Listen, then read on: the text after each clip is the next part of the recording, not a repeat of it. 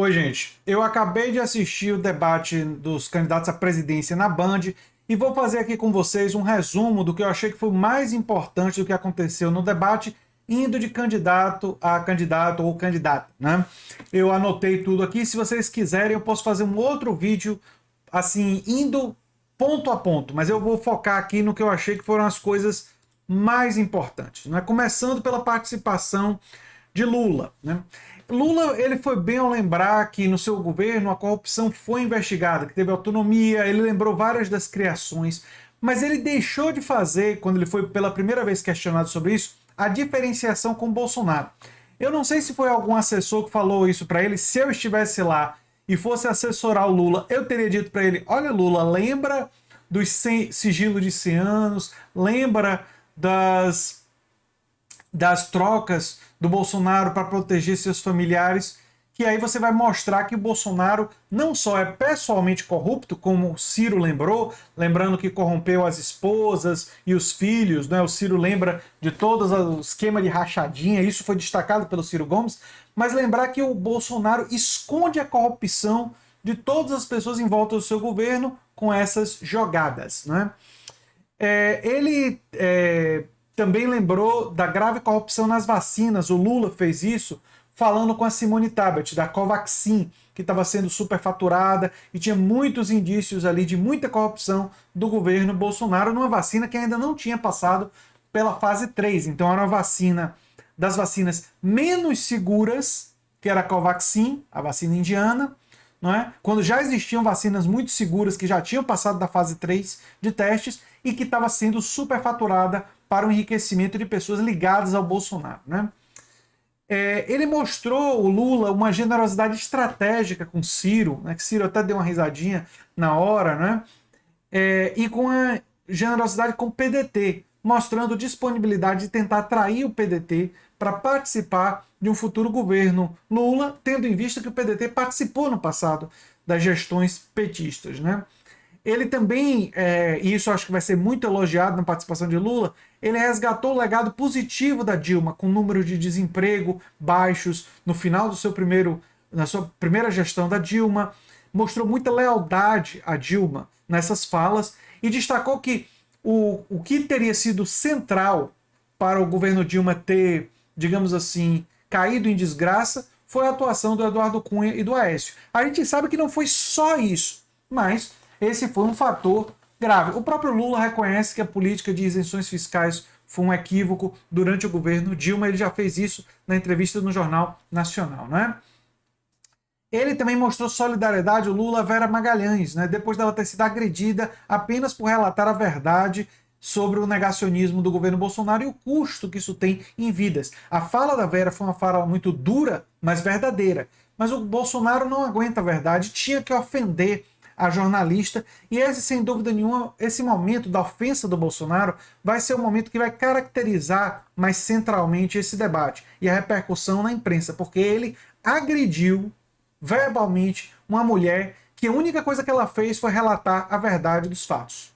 O que aconteceu? O governo foi negacionista em relação a vacinas. O próprio Bolsonaro não se vacinou. Ele falou contra a vacinação infantil. Não tem nenhuma mentira ali na fala da Vera. Ele foi contra as medidas de distanciamento social e isso teve um custo em vidas. O Brasil tem 3% da população mundial, mas tem 11% das mortes de Covid. Então a fala da Vera não tem nada demais, né? Mas Bolsonaro não aguentou e quando uma mulher questiona ele dessa forma, ele perde as estribeiras e é agressivo, né? Enfim. Lula, se a gente puder apontar algumas coisas que ele poderia aprimorar, ele poderia ter indicado com mais clareza a direção em relação a algumas propostas. Por exemplo, ele lembrou que o PT mandou a reforma tributária para ser votada e nunca foi votada, o que é verdade. Então, teve essa tentativa. Mas, claro, que também o Lula não capitaneou isso, não mobilizou a opinião popular para lutar por uma reforma tributária, que me parece que é uma coisa que ele, sendo eleito, ele vai ter que fazer ano que vem. É quase que uma coisa obrigatória. E é claro que essa reforma tributária, conhecendo as pessoas do PT que têm organizado essa defesa de uma reforma tributária, é uma reforma tributária que vai reduzir os impostos no consumo e na produção e vai aumentar com maior progressividade na renda. Aliás, não muito diferente da proposta do Ciro, né? A proposta do Ciro também é semelhante. A proposta do Ciro enfatiza mais tributação sobre lucros e dividendos, alguns aspectos que não são tão enfatizados na proposta do PT por enquanto, mas isso pode mudar com o passar do tempo, né?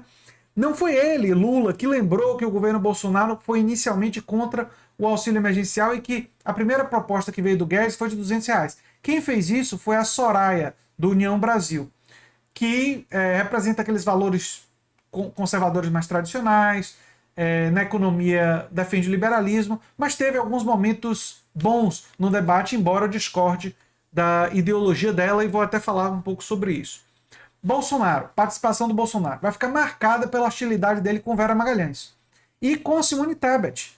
Né? Simone Tebet também foi hostil pela ela lembrar de todos os equívocos e de todos os problemas envolvendo a pandemia. Né?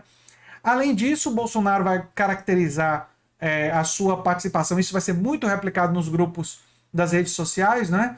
Do apelo dele ao fundamentalismo religioso, medo vermelho e os temas culturais, que ele quer capitanear a população mais religiosa para votar nele através dessa... forçar a barra nesses temas. Né? Ele também repetiu a defesa do armamento, né? Enfim, aquelas coisas que a gente já conhece do Bolsonaro. Agora, vale a pena dizer que ele usou um lema, Deus, pátria, família e tal, que é o lema do fascismo. É o lema do fascismo. Né? É claro que tem ali uma alteração, ele bota impropriedade e tal, mas o lema fascista é esse, quer dizer, não está mais escondendo a bola quando o assunto é fascismo. Voltou a mentir sobre o auxílio emergencial, e se esquecendo de dizer, mas é um esquecimento intencional, de que foi o Congresso que forçou o valor a aumentar. A proposta que veio do Paulo Guedes, o posto Ipiranga dele, era de R$ 200. Né? Inicialmente eles eram contra, né? Enfim.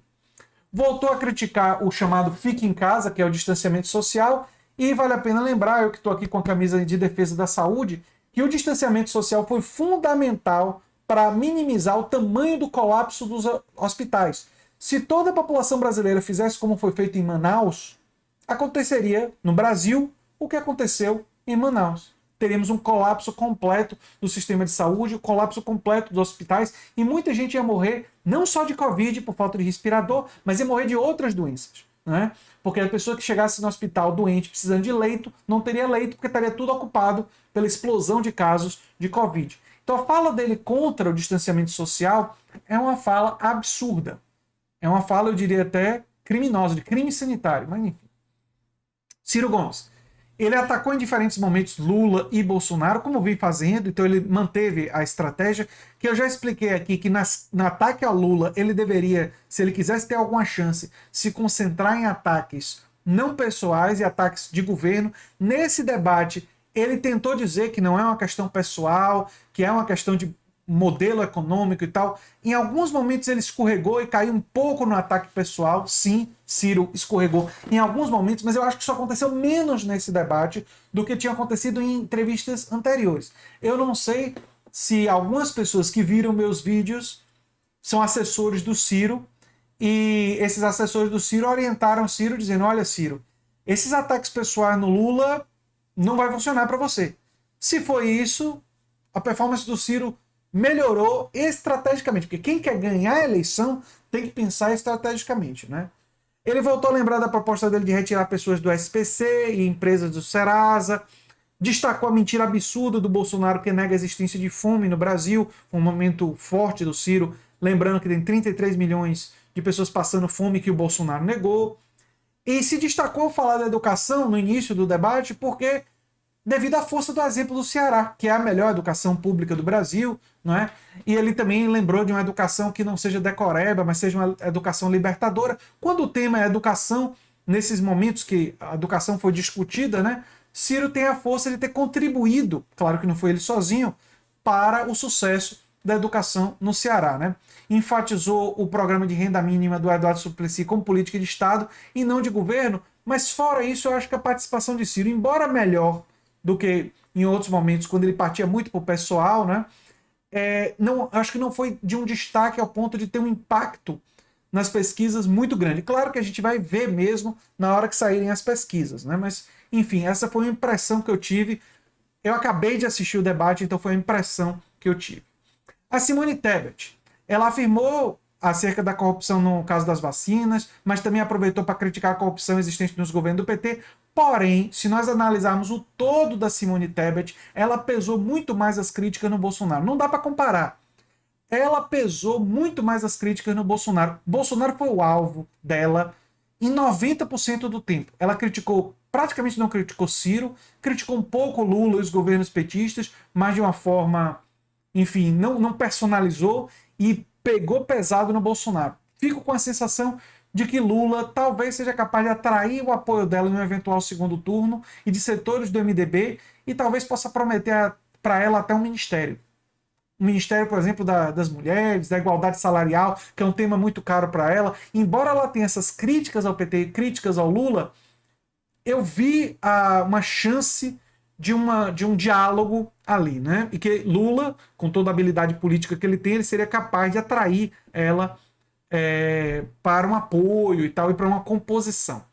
A Soraya do União Brasil, ela insistiu muito na coisa do imposto único, né, o tal do IVA, né, Imposto de Valor Agregado, que seria um redesenho tributário.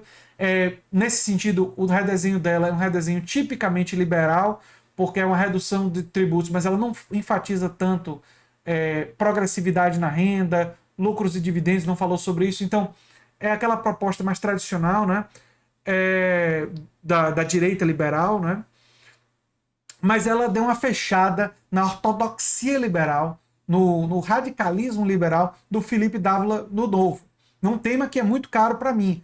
Quando o Felipe Dávila ficou falando contra o fundo eleitoral, ela lembrou que muita gente do Novo, né, o Amoedo, por exemplo, na candidatura passada, são pessoas muito ricas, que têm uma enorme quantidade de dinheiro e por isso podem financiar suas próprias campanhas. E se não existir o fundo eleitoral, as eleições vão ser decididas por candidatos que têm muito dinheiro ou candidatos que representam os interesses de quem tem muito dinheiro e não do povo brasileiro. E o Felipe Dávila, cinicamente, aliás, a figura mais abominável do debate foi o Bolsonaro, sem dúvida, sem sombra de dúvidas. Mas se existe um segundo lugar para a figura mais abominável, foi a do Felipe Dávila.